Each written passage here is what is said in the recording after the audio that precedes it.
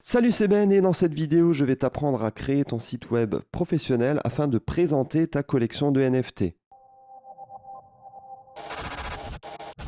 Sache qu'ici, on ne va pas utiliser une plateforme comme Wix ou autre, on va vraiment créer notre site à nous. Alors en fait, je t'ai déjà créé le site, tu peux le voir ici.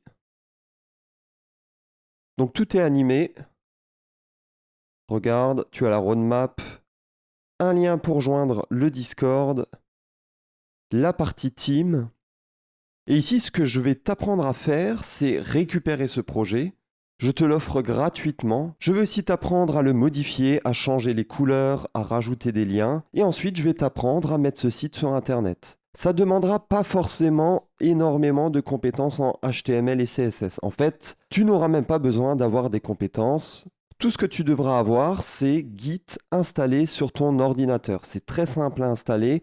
Tu peux regarder dans la description, il y a un lien pour télécharger Git. Autre chose, on aura aussi besoin d'avoir FileZilla, qui est un logiciel qui permet du coup de mettre son site sur Internet. Et enfin, tu auras aussi besoin d'un hébergeur qui te permettra du coup d'acheter un nom de domaine, d'avoir un espace d'hébergement, et ça permettra aux utilisateurs de voir ton site.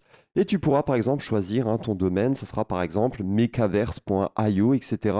Ici, on parle d'un vrai nom de domaine, quelque chose de professionnel. C'est parti! Du coup, on va commencer par créer un nouveau dossier ici sur le bureau qu'on va appeler par exemple mon site. Et on va venir ouvrir ce dossier avec Visual Studio Code. Parfait. Ici, ensuite, tu vas te rendre sur le terminal en faisant terminal, new terminal. Et ensuite, tu vas te rendre sur le lien GitHub que je t'ai mis en description. Donc, tu seras ici. Et là, tu vas cliquer sur le bouton vert, code, et tu vas venir copier ça. Voilà, tu le copies. Et ensuite, tu vas nouveau dans Visual Studio et tu vas faire un git clone et tu vas coller ce que tu as copié juste avant.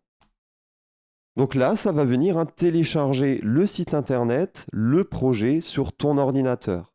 Et on va pouvoir maintenant travailler sur notre site web et voir un peu ce qu'on peut modifier pour que tu puisses un peu personnaliser ton projet. Donc là, pour faire fonctionner ça, alors tu n'as pas besoin forcément de cette extension, mais c'est un peu plus simple. Je t'encourage à aller ici dans Extensions et à installer Live Server. Donc ici, tu peux noter Live Server. Voilà. Et ici, tu cliqueras sur Install. Et une fois que tu as Live Server, tu verras, c'est bien plus simple.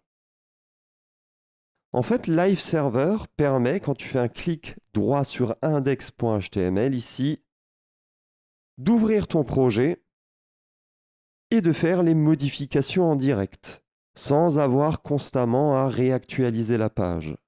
Ok, donc là tu vois ton site. Je vais te montrer quelles images tu devras changer, etc., etc. Donc là on voit le site. Ok, parfait. Donc une première chose, on va mettre ça un peu à droite ici. Parfait. Donc ça, on n'en a même plus besoin. On peut enlever le terminal ici. C'était juste pour télécharger le projet sur notre ordinateur. Donc là, le fichier principal, c'est vraiment le fichier index.html. Donc on va venir ouvrir ce fichier. Voilà.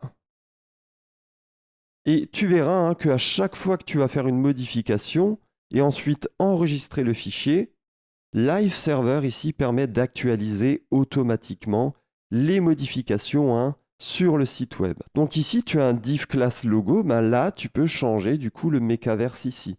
Donc si ta collection s'appelle autrement, tu mettras le nom de ton autre collection. Et comme tu pourras le voir ici, tu vois, ça change. Donc là, je vais remettre Mecaverse personnellement. OK. Ici, en haut à droite, tu as deux liens. Donc c'est les liens pour accéder sur ton Discord et sur ton Twitter. Et là, tu es en train de me dire, oui, mais moi, je tiens un Instagram. Pas de souci. Tu pourras aller sur le site Fontawesome. Le lien sera en description. Et si tu as besoin d'une icône supplémentaire, tu taperas par exemple ici Instagram. Tu vas prendre l'icône qui t'intéresse, donc par exemple celle-ci. Et tu vas cliquer ici pour copier cette icône, ici, là. Voilà. Une fois que tu as copié cette icône, ce bout de code, ben en fait, ici, tu vas pouvoir l'ajouter ici. Donc là, tu vois un peu la structure, hein, c'est des LI. Pour chaque LI, tu rajoutes en fait un lien. Hein. Donc ici, il va falloir que déjà, je colle ce que je viens de copier. Voilà. Et là, en fait, hein, ce que tu peux faire, c'est venir récupérer les structures que j'ai créées et remplacer hein, les icônes par les bonnes icônes. Donc là, par exemple, je ne vais pas remettre Twitter, mais je vais mettre l'icône Instagram. Et regarde, ici en haut à droite, désormais, il y a Instagram. Ce qu'il faut aussi que tu fasses ici, c'est que tu mettes les liens vers tes bons réseaux.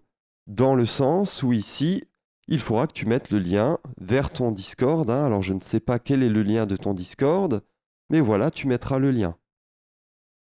Pareil ici pour Twitter, tu mettras le lien vers ton Twitter. OK? Pareil pour ton Instagram, tu mettras le lien vers ton Instagram ici.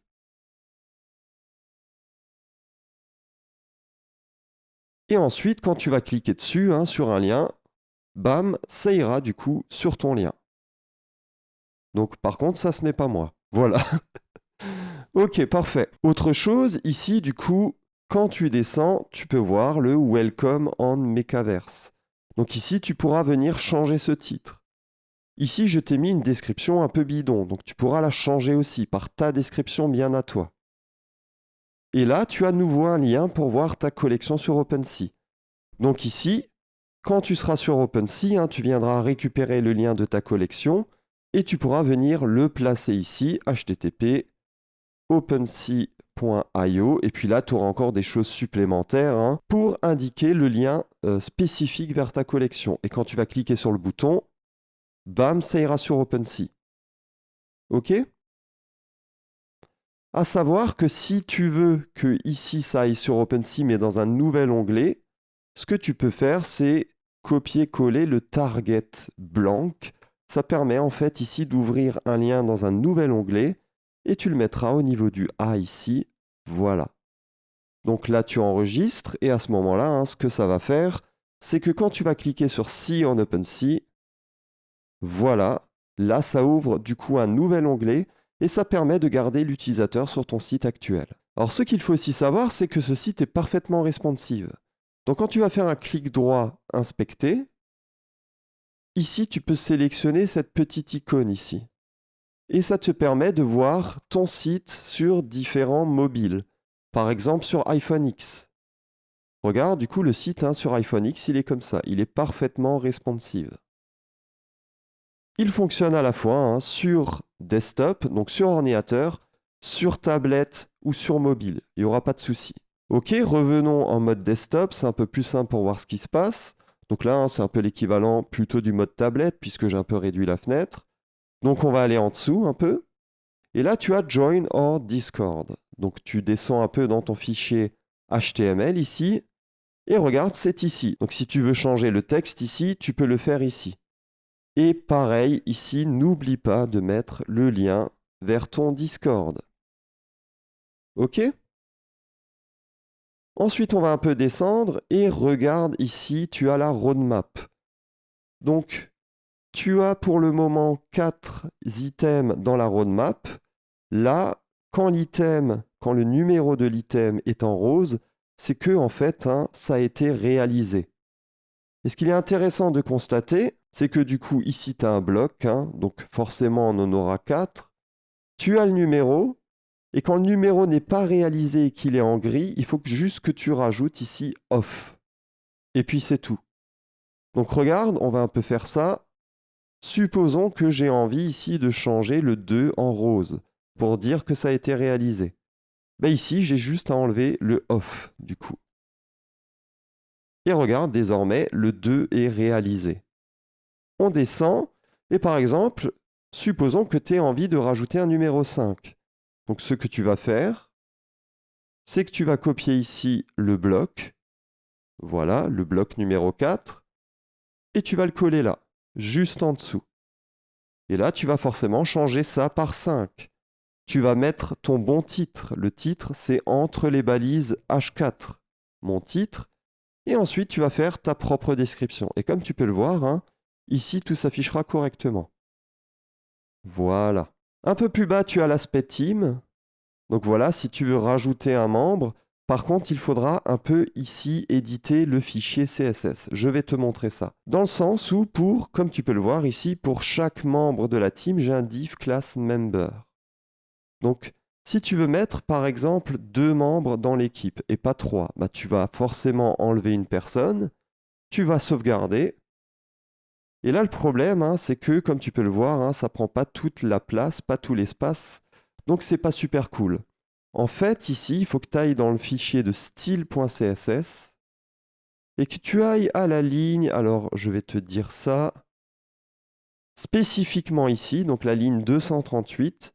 Et comme tu peux le voir, en fait, quand j'ai, par exemple, 3 membres dans la team, je fais en gros un 100 divisé par 3 moins 2% pour avoir, en fait, un peu d'espace entre les différents membres de la team.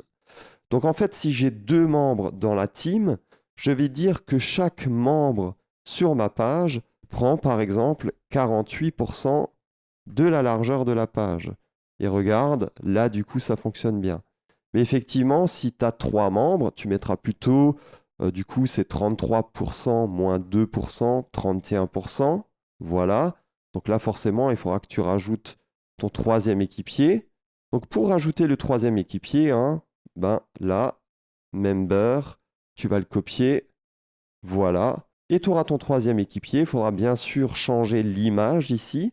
Alors, ce qu'il faut savoir, c'est que les images des membres ici sont dans le dossier images / mécase.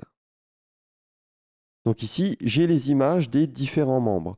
Donc par exemple, le premier membre, il a l'image 5.png, le deuxième a l'image 6.png, et pour le troisième, je vais mettre l'image 8.png par exemple.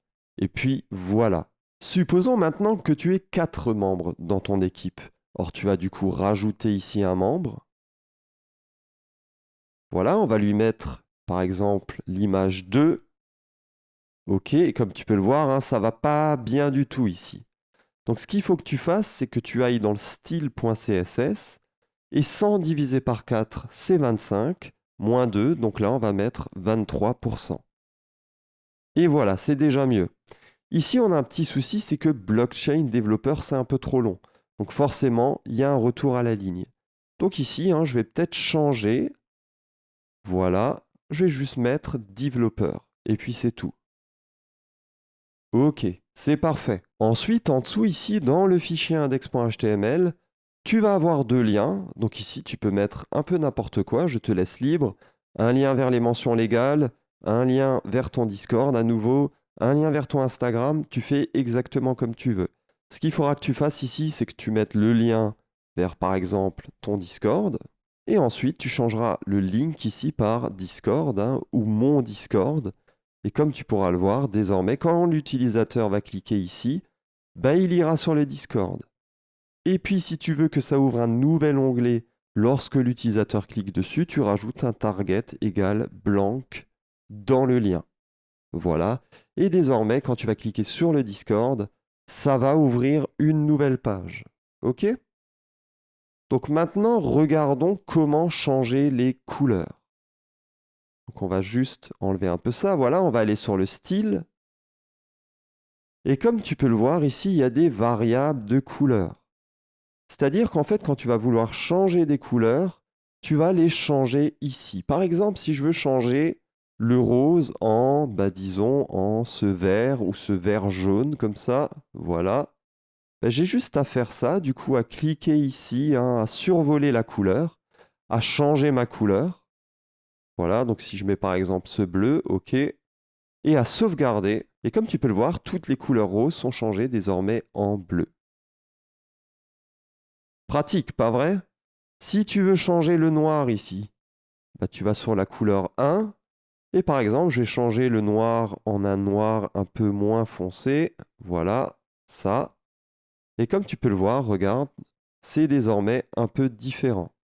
Si tu veux changer la couleur de fond des roadmaps ici, des différentes étapes dans la roadmap, c'est la couleur 4 ici. Donc par exemple, si j'ai envie de mettre ça en jaune, voilà, je sauvegarde et désormais c'est en jaune. Si tu veux changer la couleur blanche ici, bah, tu changes la couleur blanche ici, tu sauvegardes et désormais voilà, c'est en noir. Donc fais quand même attention, il faut quand même que ça ressemble à quelque chose. Donc là, je vais revenir en arrière. Voilà, je sauvegarde nouveau et j'ai nouveau mes couleurs d'origine. Alors le noir est pas mal, ce que je t'encourage à faire, c'est plutôt de changer peut-être la couleur 3. Le reste est un peu fait pour fonctionner ensemble. Donc ici, si ton site est plutôt dans les tons plutôt très roses, ici tu changeras ça en rose. Et puis voilà, comme tu peux le voir, ça change la couleur. Si tu es plutôt dans les tons jaunes, ici tu mets du jaune, jaune-orange comme ça. Et voilà, désormais ça change ton site. Donc moi, je te propose de changer effectivement la couleur 3 et peut-être la couleur 4. C'est vrai qu'ici, ça serait quand même plus stylé pour la roadmap. Voilà, d'avoir quelque chose comme ça dans le cadre ici d'une couleur jaune-orange.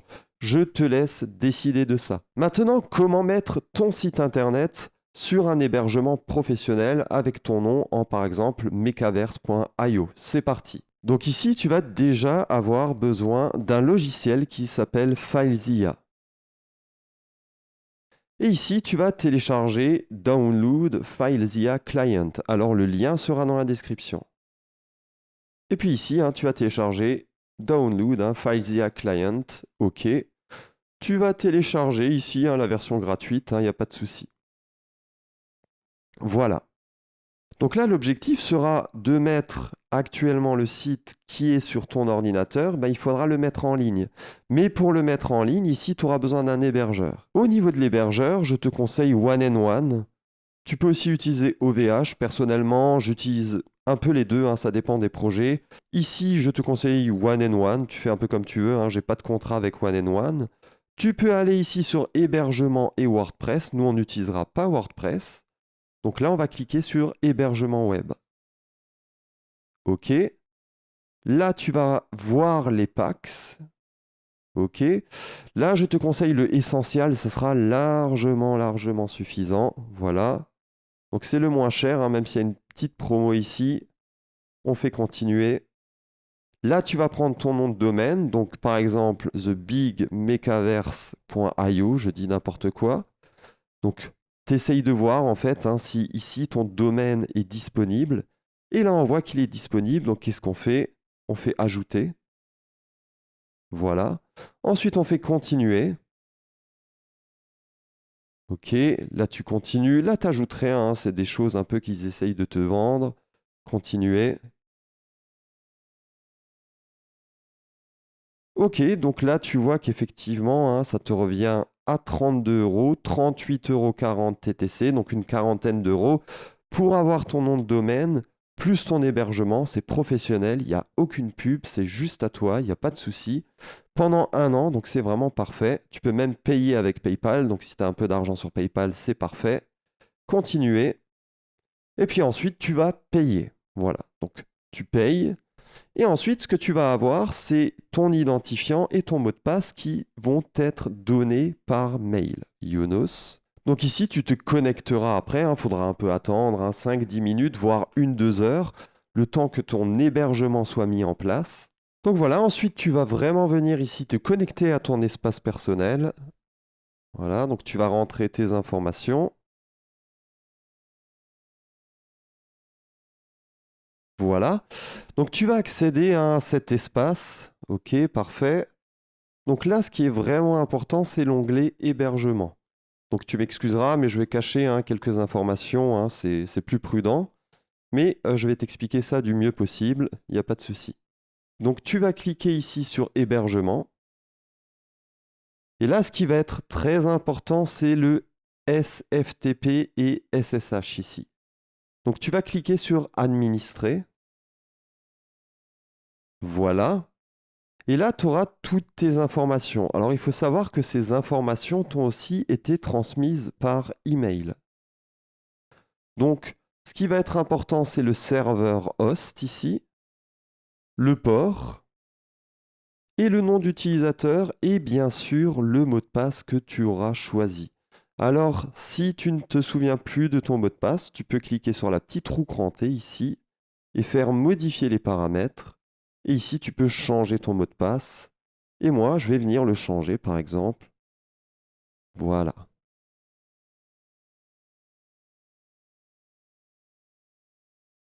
OK. Alors, comme tu peux le voir ici, hein, il te dit que quand tu modifies le mot de passe, cela peut prendre jusqu'à 2 minutes pour que la modification soit prise en compte. Donc, une fois que tu as ces identifiants, qu'est-ce que tu vas faire ici? Tu vas lancer FileZilla. FileZilla, donc qui est un logiciel qui va te permettre de te connecter à ton espace d'hébergement et de faire les différents transferts. Donc ici, en fait, tu as tout l'aspect connexion. C'est ici, en haut à gauche, que tu mets ton host, ton username, ton mot de passe et ton port. On va voir hein, à quoi ça correspond exactement. Ici à gauche, tu as le visuel de ton ordinateur. Quels sont les fichiers présents sur ton ordinateur? Et ici à droite, tu auras les fichiers présents sur ton espace d'hébergement. En bas, c'est un peu les informations sur les transferts en cours. On verra ça après. Donc voilà, tu vas désormais copier les différentes informations. Donc tu copies ça et tu vas le coller ici. Alors des fois, c'est vrai que ça ne colle pas sur FileZilla, donc je vais venir recopier les informations à la main. Voilà. Donc là, il ne faut vraiment pas te tromper hein, d'une seule lettre. Tu auras le username qui est ici. Le nom d'utilisateur, hein, c'est indiqué. Donc tu vas le copier et le coller. Tu as ton mot de passe que l'on vient de modifier, hein, si tu t'en souvenais plus. Et tu as le port qui est du coup 22. C'est indiqué juste ici. Donc tu vas te connecter. Voilà, tu cliques ici sur OK. Donc ici, comme tu peux le voir, bon, en fait, j'ai mon portfolio qui est actuellement sur mon espace d'hébergement. Donc ici, ce que tu vas faire pour faire le transfert, tu verras, c'est tout simple. Tu vas aller dans le dossier où tu as mon site, hein, enfin ton site maintenant, hein, c'est gratuit, je te demande rien en retour. Website NFT. Et en fait, tu vas prendre tout ça, sauf le Git, et tu vas faire un glisser-déposer ici. Alors, je ne vais pas le faire parce que j'ai déjà mon portfolio dessus. Mais tu vas le faire et tu verras que ça va faire le transfert. Et ensuite, quand tu vas te rendre à l'adresse où est présent ton site web, donc par exemple, si tu as pris comme nom de domaine thebigmechaverse.io, quand tu vas te rendre sur ce lien, hein, donc sur thebigmechaverse.io, ben, tu verras ton site web sans pub sur un espace professionnel avec un site qui est à la classe et tout ça presque gratuitement hein, pour le coût d'un hébergement, 40 € par an. C'est un peu hein, ce qu'il faut donner pour avoir un hébergement professionnel où il n'y a pas de pub, qui est rapide. L'avantage, c'est que tes acheteurs vont voir que tu agis professionnellement, que tu as développé une plateforme complète. Et en gros, ça va améliorer la confiance de tes utilisateurs envers ton projet. Si tu as aimé cette vidéo, n'hésite pas à commenter, à liker. Tu peux aussi rejoindre notre Discord si tu as des soucis. Hein. N'hésite pas à y poser tes questions, on te répondra. En attendant, je te dis à bientôt dans la prochaine vidéo. Ciao, ciao!